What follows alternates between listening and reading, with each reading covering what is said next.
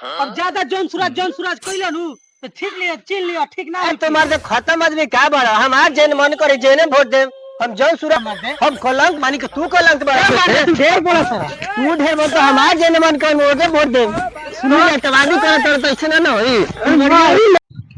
का कहल जाओ कुछ बुझात नहीं खे कर बहुत चुनाव के माहौल चलता केकरा के वोट दिया केकरा के ना दिया समझ में आवत नहीं का हो दुखन जादो अरे मर्द कहाँ से आवता रही हो कहीं नहीं खेतवा और घूमे आई रहे अब आओ बैठा आओ मर्द बैठा आओ ना ना ना जाती घर और सब काम उम बा अरे आवा ना बैठा मत आवा ना अच्छा ठीक बा तब आवत है का जी जादू जी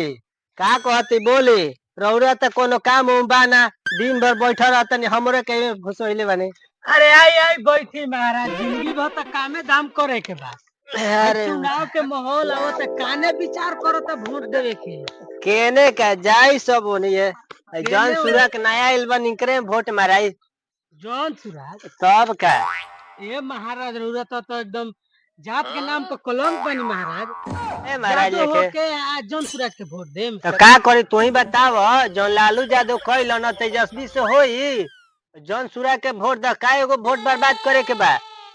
ए महाराज रउआ गजबे बतियाओ तनी महाराज जात के नाम पर कहतनी कि जौन सूरज के वोट द महाराज रउआ तो एकदम का कहीं रउआ के एक बार तेजस्वी के मौका दे के देखी महाराज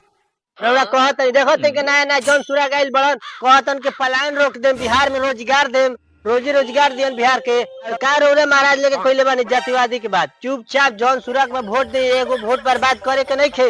ए महाराज तू ढेर बोल देला अब ज्यादा जौन सूरज कइला नु तो ठीक लिया चिन लिया ठीक ना तो मार दे खत्म आदमी का बड़ा हम आज जेन मन करे जेने वोट दे हम जौन सूरज में वोट दे ये महाराज तू तो एकदम साफ जातों के नाम पर कलंक बड़ा मार दे हम कलंक मानी के तू कलंक बड़ा तू ढेर बोला सारा तू ढेर बोल तो हम आज जेने मन करे वोट दे सुनो जवाबी करे तो ऐसे ना होई